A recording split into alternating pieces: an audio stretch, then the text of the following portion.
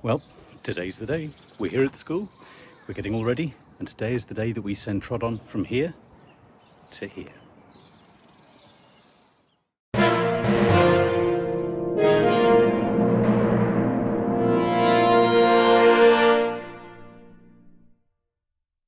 At 3 p.m, the 3rd of July 2026, at the annual Speenhamland Summer Fair, we went ahead with something we'd been planning for over a year.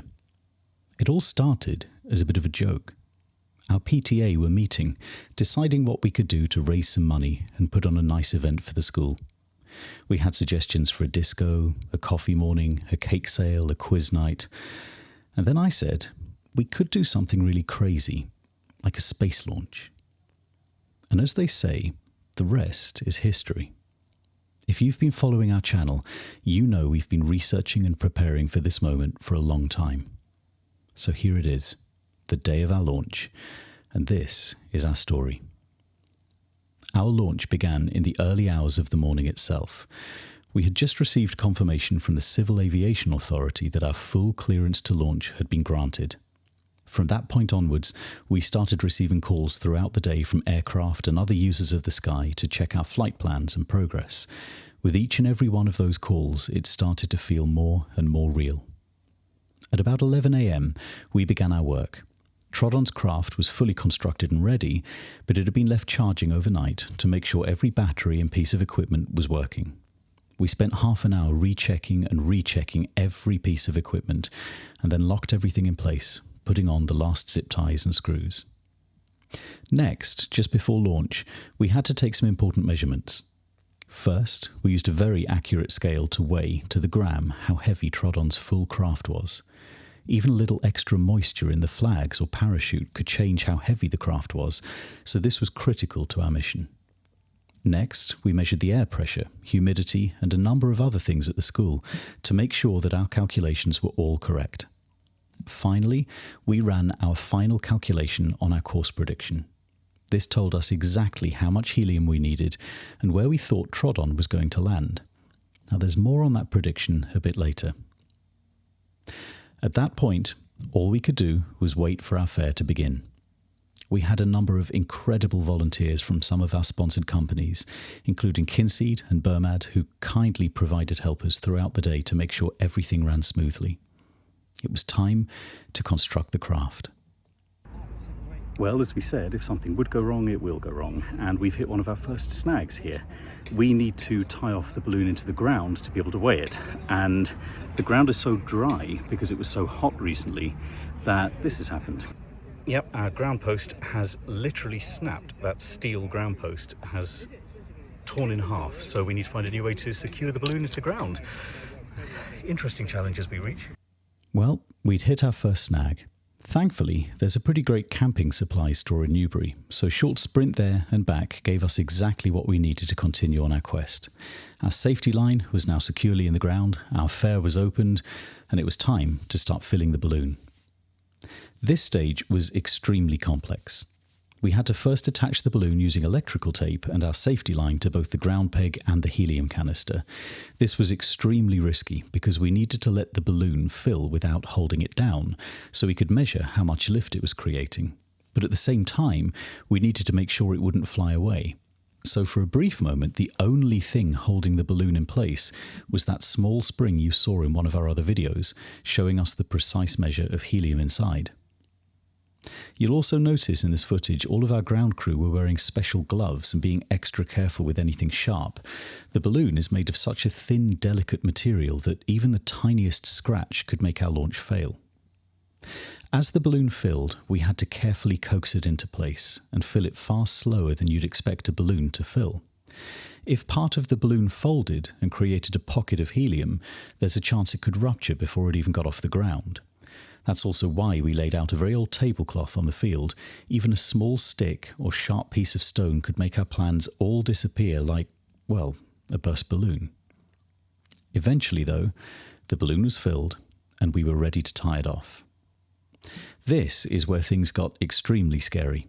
First, we had to remove our safety line, so the only thing holding the balloon was our hands. We then used some very strong zip ties to close off the balloon.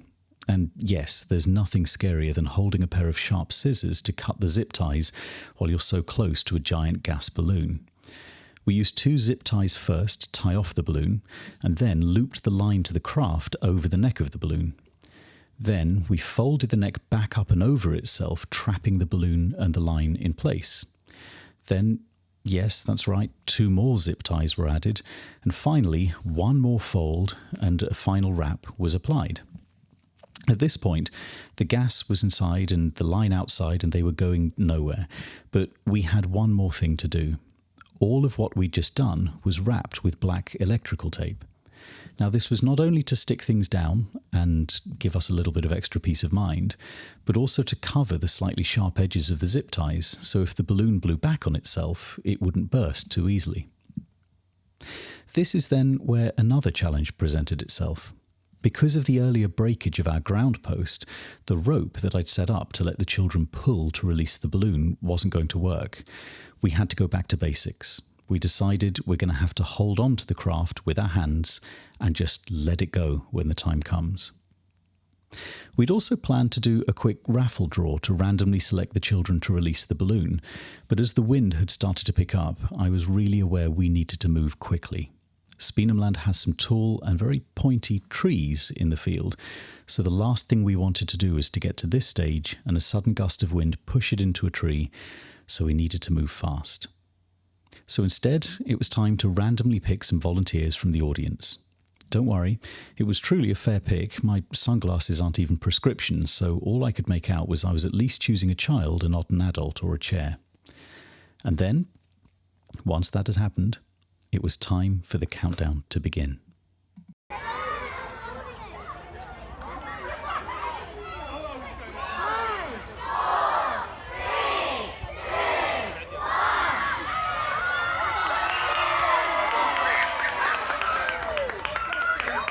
So there we have it. Our launch was a success. But now, the second stage of our project began, the recovery. After the fair was over, it was time to get in the car and hunt down Trodon. We'd made a prediction already as to where Trodon was going to land, and during his flight, we had a special website put up that let everyone track exactly where Trodon was. Amazingly, it looked like he was headed exactly where we'd predicted, almost to the meter. So, we were off. Hi everyone, we are on our way. So thank you so much for all of those of you who came to go and see the space launch. I still can't believe we actually get to say we've actually done that. I'm in the car here with our recovery team. I have my lovely sister and little boy Jack, and we're currently being driven by my very kind mum, who is deciding to help drive us along because I have all of the equipment. Jack, I have all of the equipment with me, so we're tracking where everything is going, and we're going to keep you up to date as we go. Hopefully soon, next part of the video, we'll be able to show you us picking up Trodon wherever he has landed. But yes, let's start our journey. We drove for a short while until Trodon stopped moving. Pulling into the services, we noticed that he'd ended up in East Sussex. At this point, I took over the driving, incredibly thankful that my little recovery crew had come along with me for the crazy journey ahead, and we started following the sat-nav. On the way, we had some interesting news.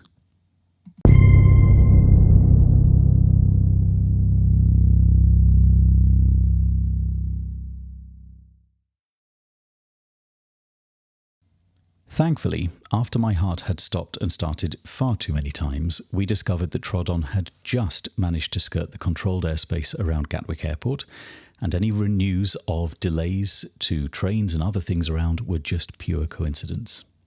Trodon had finally landed in a field in a small town called Newark. It was time to start the search. Well, we're in the field where Trodon has supposedly landed. He will be around here somewhere. We just need to go and try and find him now. Come on a journey with us while we go and pick him up. This is like a story. We're going on a bear hunt, but we're going on a dragon hunt. We're going on a space dragon hunt. Good idea, Jack. Now this is where the search got challenging. Where Trodon had landed, the field looked empty. Either the satellite tracker was wrong, or he was buried underneath the crops in the field, or tangled in one of the many bushes and trees that were surrounding where we were. Daylight was fading fast, and we were beginning to run out of hope. But then... And we found it. Here is where Trodon has landed, in the middle of a field. We had found him. After some obligatory photographs and jumping for joy, it was time to check the equipment and bring him home. So, some of the previous bits were maybe a bit cobbled together because we have just been on a huge adventure to go and get this back. He landed in East Sussex, but Trodon is back on Earth. All three of the different flags are here. We have the satellite tracker. We have a very out of breath me and everybody else because we have just been traipsing through fields like crazy. Everything seems to have worked. So now we're just on the way home to Newbury, to all of you, to bring Trodon back home to roost at Speenhamland, where he will be able to live forever. And the last part of this is once I do get home, all the batteries on this are out of power, the storage space is full. So when I get back, I'm going to be plugging this into my laptop and we'll see what the footage looks like. And I hope it's going to be an amazing video of Trodon's journey through space. So our journey to collect Trodon was complete. His space launch was a success, and incredibly, the journey he'd made matched nearly exactly our calculations and predictions for where he would go. After a long time on the road, we finally came home to Newbury, said a huge thank you to our intrepid recovery team, and started to go to bed.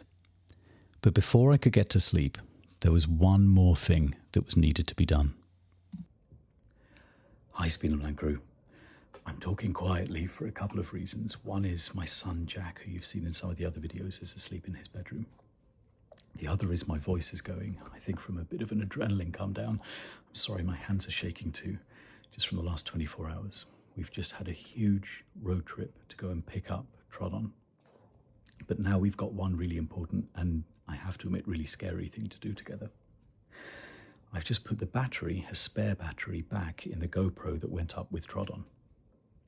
And for the first time, we're going to turn it on and see what's on the memory card.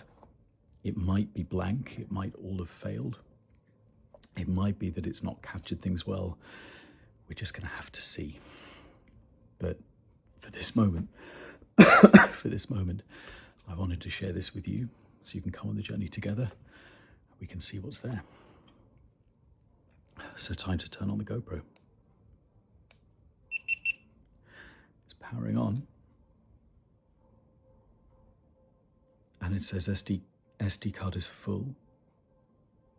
It's picked up 4 hours worth of footage. One of my neighbours is playing music. I'm sorry if you hear something in the background. Let's open the gallery and see what's inside. Okay, we have footage of the launch. So we know that the camera recorded something.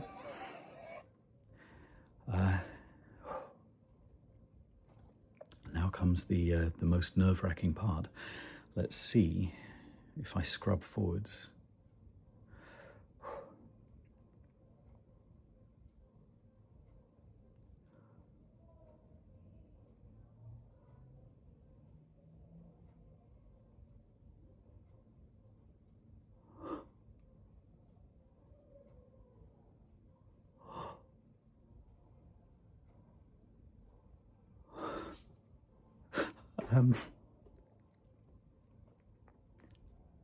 Okay.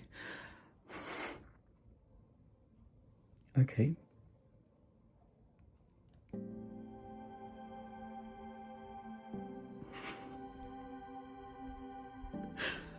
not sure how well you can see that.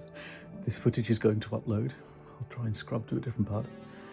We have Trodon in space against the curve of the Earth. It's funny how adrenaline can make emotions run wild after such a huge amount of planning and pressure and preparation. But Speenhamland, we did it. Trodon had made it to space. The footage captured perfectly his entire journey. So here it is, without any further ado, the highlights of his journey into space. You can find Trodon's full journey into space and back on our YouTube channel, where you can see the full 360-degree footage. All that remains is for me to say a massive, huge, gigantic thank you to each and every one of you for making this dream a reality. I think none of us can really believe we did it. But there we have it. Speenhamland is officially in the history books. Trodon has been to space and back.